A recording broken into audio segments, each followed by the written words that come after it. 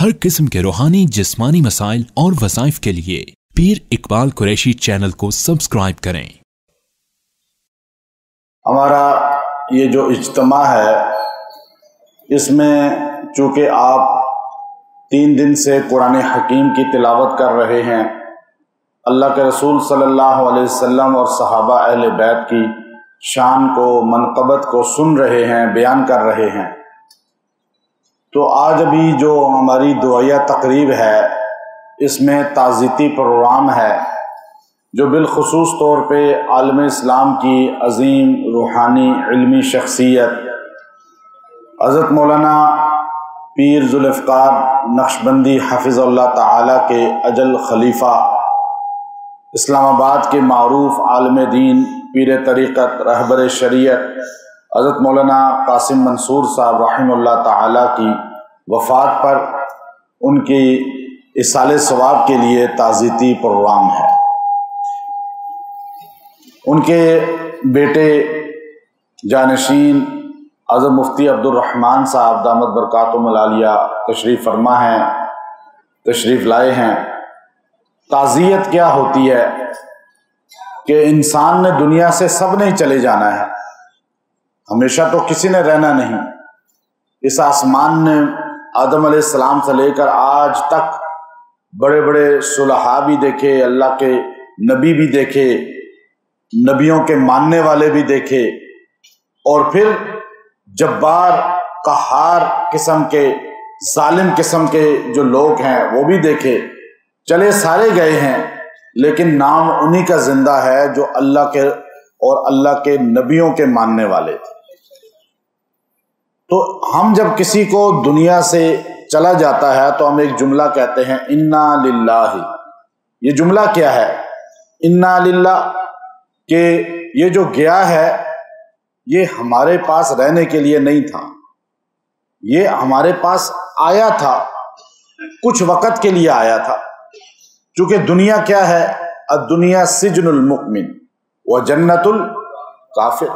दुनिया तो कैद खाना है और हम इस दुनिया के असल बासी नहीं हैं, मुकीम नहीं हैं। अब आप जो लोग आए हैं इतनी बड़ी तादाद में हैं, लेकिन आप क्या इस शहर के मुकीम हैं? अब आप यहाँ पे प्लानिंग कर रहे हैं कि यहाँ घर बना लें या फर्नीचर खरीद लें या ये कर लें वो कर लें, आपकी सोच ही नहीं है, इसीलिए तो आप कामयाब बैठे हैं ना। अगर आप यहाँ ये प्लानिंग शुरू कर दें तो आपकी ये हिज़्बुल बहर भी गया और सारी जो यहाँ पर रियाजत है वो भी आपसे खो जाएगी। तो हम दुनिया में असल में हैं मुसाफिर, लेकिन हम कैदी बनकर आए हैं। ये काफिरों के लिए जन्नत है, मोमिनों के लिए नहीं। यहां हमने अपनी नहीं माननी, किसी की मान के चलना है। वो कौन है? वो मोहम्मद अरबी सल्लल्लाहु अलैहि वसल्लम है।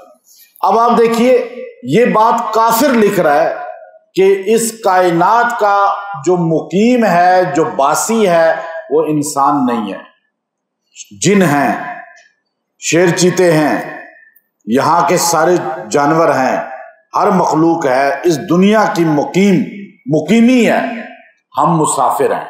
हमारे नबी ने हमें कह दिया हम मुसाफिर हैं।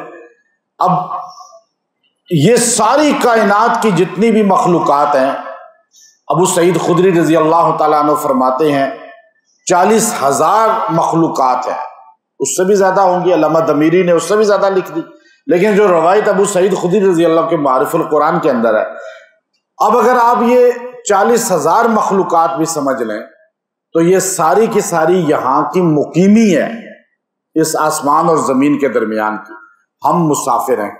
अच्छा, ये सारे के सारे शेर, जंगल का बादशाह गार में सो जाता है और परिंदों का शहजादा दरख्तों पे लटका हुआ है, लेकिन हम क्या है? हमारा गरीब आदमी भी क्या कहता है? आलीशान घर, कोठी आलीशान, गाड़ी आलीशान, कपड़े आलीशान, खुराक आलीशान। बेशक झोंपड़ी में रह रहा है, लेकिन ख्वाब आलीशान देखता है नहीं देखता? सारे देखते हैं ना। अब शेर जो है वो नहीं देखता कि मैं कोठी बनाऊं, बादशाह साहब हैं। जिन्नात नहीं देखते, जिन्नात के पास ताकत है, लेकिन वो ये ख्वाब क्यों? कि वो इसी जहां के हैं, उन्होंने देखा ही ये जहां है खाली, لیکن ہم اس جہاں کے نہیں ہیں. ہمارا بلڈ کے اندر یہ چیز شامل ہے کہ ہم کسی ایسی جگہ میں رہتے تھے جہاں ہمیں نعمتیں ملی ہوئی تھیں، آسائشیں ملی ہوئی تھیں، رعنائیاں تھیں، عالیشان محل تھے، نوکر چاکر تھے، ارن تشتریاں تھیں، اور ہمیں پکی پکائی چیز ملتی تھی. تو ہم وہاں سے نکال دیے گئے اور یہاں قید خانے میں آ گئے، لیکن خواب وہی دیکھ رہے ہیں. ایسا ہی ہے نا. ہمارے باپ آدم علیہ السلام کو یہ ساری نعمتیں تھی نا، تو ہمارے خون میں یہ آسائشیں اب ملیں گی، لیکن قید اچھی کاٹ جائیں. قید ملیں گی ساری نعمتیں، وہ ساری نعمتیں جو خواب میں ہیں. کچھ لوگوں کی تھوڑی پوری ہو جاتی ہیں، کچھ کی نہیں ہوتی، لیکن ہمیں وہ ساری نعمتیں. اس لیے یہاں ہم کہتے ہیں انا للہ، یہ تو ہے ہی اس کا. جو فوت ہوا ہے آپ ہمارے تھے ہی نہیں، یہاں رہنے کے لیے ہمیشہ تھے ہی نہیں.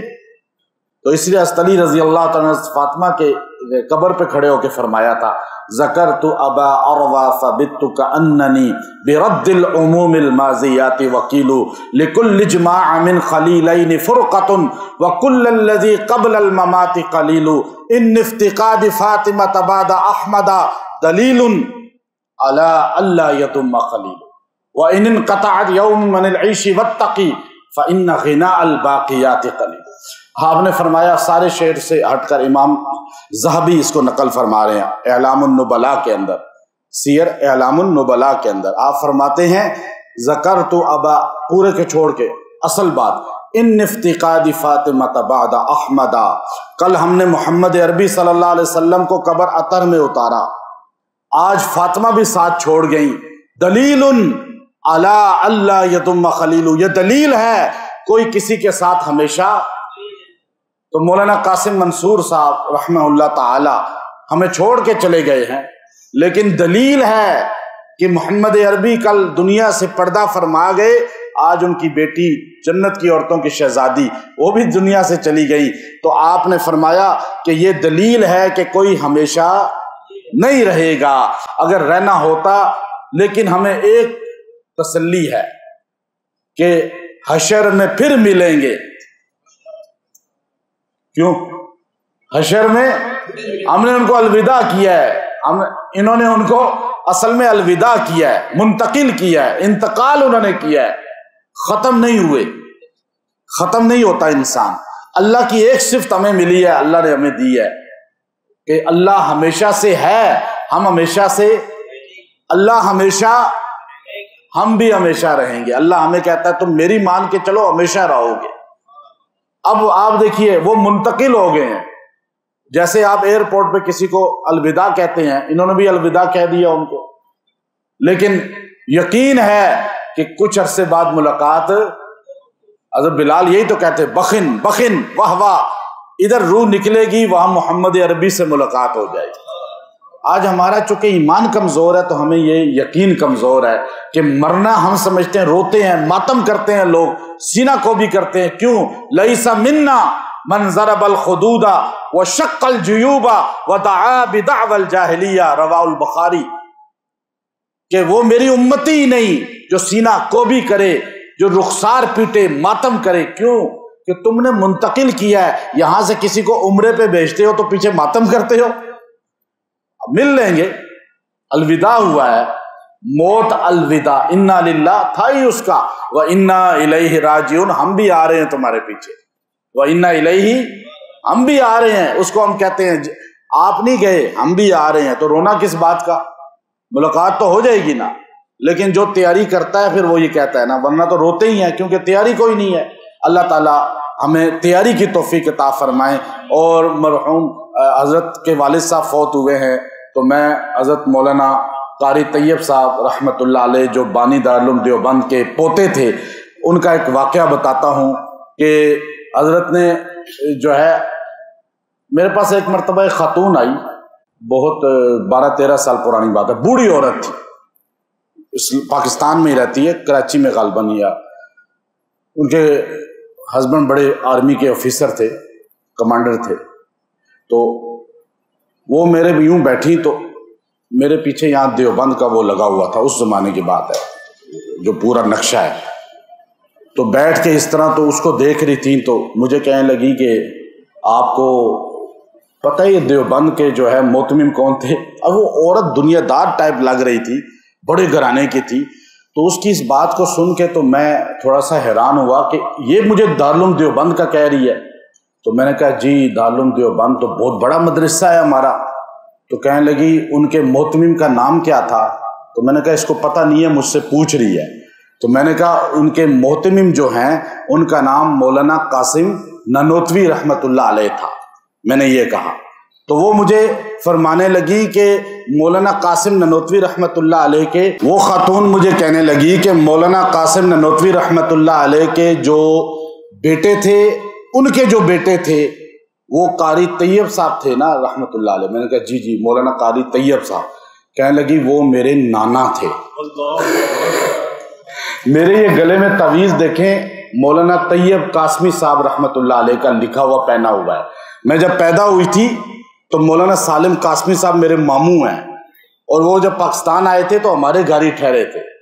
تو کہنے لگی ہماری فون پہ بات ہوتی رہتی ہے، میں آپ کو ان سے اجازت بھی دلواؤں گی۔ پھر مجھے اجازت حدیث بھی دلوائی تھی۔ تو وہ مجھے کہنے لگی کہ میرے گلے میں جو یہ تعویذ ہے، میں جب پیدا ہوئی تو قاری طیب صاحب رحمۃ اللہ علیہ نے مجھے گھٹی ڈالی تھی، تو اس کے بعد اپنے ہاتھ سے لکھ کے وہ تعویذ یا حی حین لا حی فی دیمومۃ ملکہ و بقائی یا حی، میں نے اس کے بعد اس کو شروع کر دیا جب سالم قاسمی صاحب دامت برکاتہم العالیہ نے مجھے اجازت دی، تو وہ ان سے فون پہ اجازت دلوائی۔ تو کہنے لگی میرے گلے میں وہی ہے۔ میں نے کہا ماشاءاللہ یہ تو بڑی سعادت کی بات ہے۔ تو قاری طیب صاحب رحمۃ اللہ علیہ فرماتے ہیں کہ میں جب حافظ بن گیا تو مجھے مولانا محمد احمد صاحب میرے والد تھے، انہوں نے مجھے اپنے پاس بلوایا جب آخری لمحات تھے ان کے۔ تو آپ نے فرمایا بیٹا تجھے میں نے حافظ بنا دیا ہے، اب تو عالم بھی بن گیا ہے، اور اب تو بہت رتبے والا، اور آپ کو پتہ ہے جس نے حضرت مولانا یعقوب طارق صاحب، مفتی عبدالرحمان صاحب یا دیگر جو علماء ہیں یہ جانتے ہیں کہ قاری طیب صاحب رحمۃ اللہ علیہ کو اللہ نے بڑی وجاہت عطا فرمائی تھی، اور وہ ماشاءاللہ دنیا میں جتنے مقبول ہوئے ہیں ان کے بیانات اور ان کی شخصیت کے بہت زیادہ۔ تو قاری طیب صاحب رحمۃ اللہ علیہ کہتے ہیں مجھے انہوں نے کہا کہ آپ ابھی حافظ بنے ہو، عالم بنے ہو، ایک وقت آئے گا لوگ آپ کو شیخ الحدیث کہیں گے، ایک وقت آئے گا شیخ التفسیر کہیں گے، ایک وقت آئے گا علامۃ الدہر کہیں گے، پیر طریقت کہیں گے، آپ کو بڑے بڑے لقب ملیں گے، لیکن مجھے آپ کے ان القاب کا کیا فائدہ؟ مجھے وہی چیز فائدہ دے گی جو میں نے تجھے حفظ قرآن کرایا ہے۔ بس میری ایک فرمائش ہے کہ تو مجھے روزانہ 1 سپارہ ایصال ثواب کرنا۔ قاری طیب صاحب رحمۃ اللہ علیہ فرماتے تھے کہ میں بوڑھا ہو چکا ہوں لیکن آج تک اپنے والد کے لیے روزانہ 1 سپارہ ایصال ثواب کرتا ہوں۔ تو اپنے والدین کو ایصال ثواب کرنا مت بھولا کریں۔ مفتی تقی صاحب دامت برکاتہم العالیہ فرماتے ہیں کہ جو 12 مرتبہ روزانہ 12 قل هو اللہ احد پوری پڑھ کے اپنے والدین کو بخش دے، وہ قیامت کے دن والدین کا فرمانبردار اٹھایا جائے گا۔ تو انشاءاللہ عمل کریں گے۔ مفتی عبدالرحمان صاحب اپنے خیالات کا اظہار فرمائیں گے، اور انشاءاللہ اس کے بعد پھر دعا ہوگی۔